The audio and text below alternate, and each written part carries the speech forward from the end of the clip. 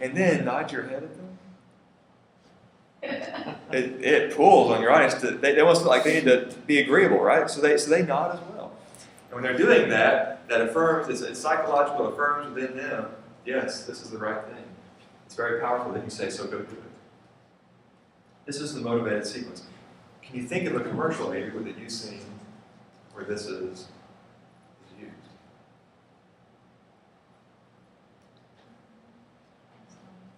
The insurance commercials.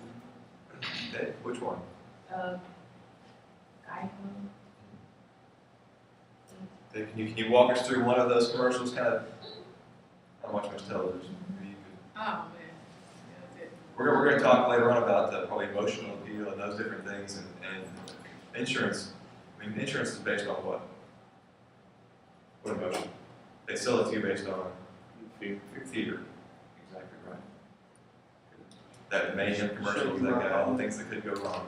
They show you at home the new Allstate commercial, where the recent tornadoes in Alabama. They show that commercial down here now, the house being ripped apart by a tornado, and the guys pat him on the back. We'll get this fixed. Trying to put your mind at ease. Yeah. We'll take care of it. Okay. Well, let me give you an example of a very prominent product that has become popular largely because of the humor factor related to it. And that would be the Snuggie. I got one. Oh. But I got it on sale. I only paid $2 for mine. Wow. $2. I'd say it's worth $2. Okay, so here, let's think about it real quick. I want to talk to you about this commercial, and I want you to imagine in your mind this commercial with me that you've all seen before. But I want you just to notice these 5 steps in there. The commercial typically, there are a couple Snuggie commercials, but they're kind of the same, right? So it comes on, and the one I'm thinking about is the opening scene is of this middle-aged woman, right? She's laying on the couch, kind of sitting on the couch. And is she happy? Yeah. No, she is frustrated, isn't she? Yeah. She's very frustrated. Why? Okay. It's cold in the house, and she's trying to get all covered, right? But the problem we all have, or we've forgotten we had, it's really not that big of a deal, but when you see it on the commercial, you remember, I hate it when that happens. Every time she pulls the cover up to cover her shoulders, what happens? Her feet are cold, right? So she pulls down with her feet. And what's uncovered? Her shoulders are uncovered. Oh, that's a nightmare, isn't it?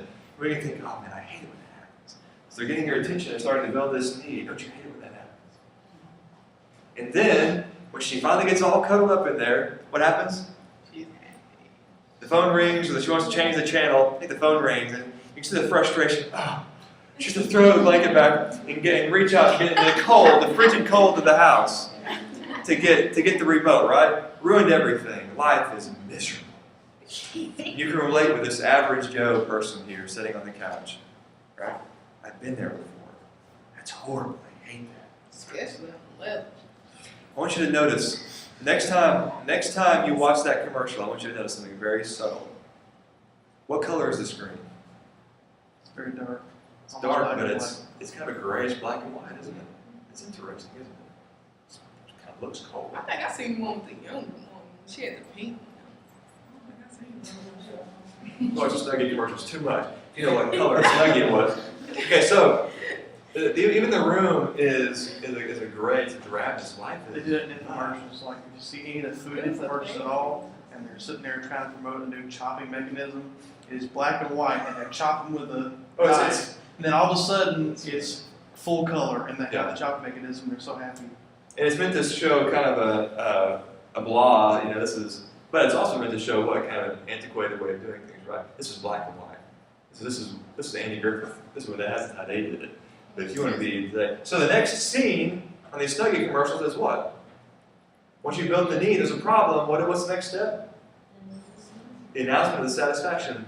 But you can get the Snuggie, right? And what happens to the screen color? It comes alive, right? So I'm going to turn this light switch on. Like bright colors come alive.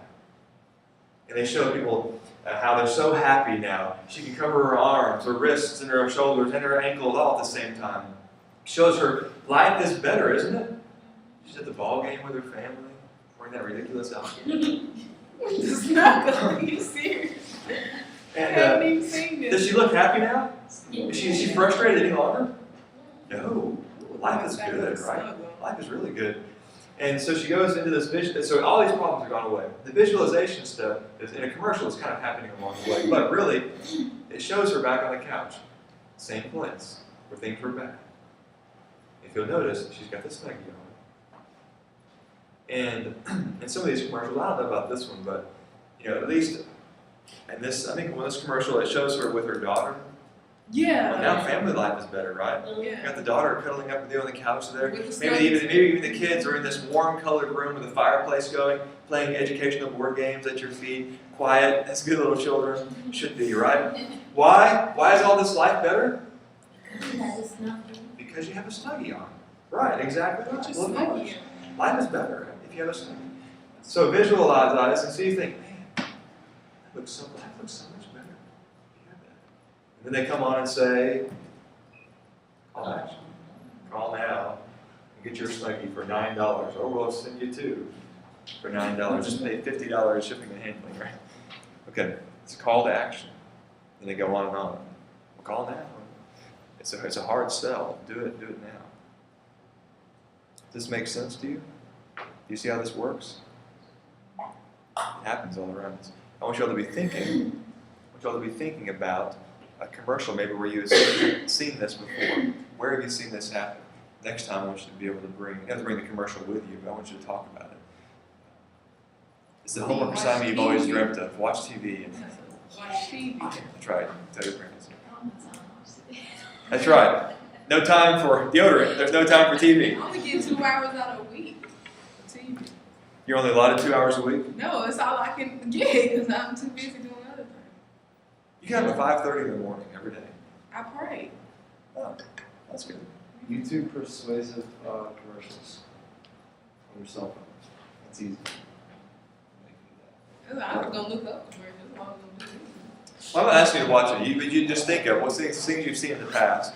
I mean, maybe it's part of this. It's not only on television, it's on radio as well. It's really strong on radio because you actually hear them working through this process.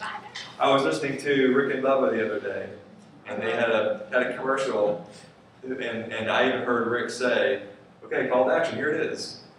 If you listen to them, you'll hear that commercial run probably. And it's interesting because you know now that he's running through these 5 steps, and he's looking for that last step. And instead of just saying it, he actually kind of looks for it, and you hear him say, call to action, here it is. And reads it. So it's very typical. Things are bad. Here's the answer. Here's how I solve this. And now imagine life with this. So go get it today.